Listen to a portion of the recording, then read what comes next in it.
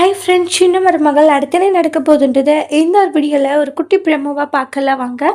இங்கே ரொம்பவே கோவத்தில் இருக்காங்க தமிழ் செல்வி. கோவத்துடன் பார்த்தீங்கன்னா பாட்டியை அவங்களுடைய அம்மாவை எல்லாரையும் கூட்டிட்டு நேராக வந்து சேதோடைய வீட்டுக்கு வந்துடுறாங்க. அங்கே வந்து ஈஸ்வரி அம்மா ஈஸ்வரி அம்மான்னு சொல்லி கத்திக்கிட்டு இருக்காங்க. உடனே அம்மா உன்னை யாரும் கூப்பிடுற மாதிரி இருக்கியம்மா அப்படின்னு சித்ரா சொல்கிறாங்க. ஏன்டி என்ன போய் யாரையும் கூப்பிட்டு இருக்க போகிறாங்க?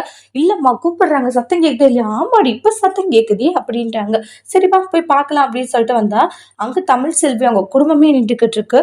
எந்த தைரியத்துல என் குழந்தைய நீங்க கூட்டிட்டு வந்தீங்க? அது என்னுடைய அனுமதி இல்லாமன்றாங்க.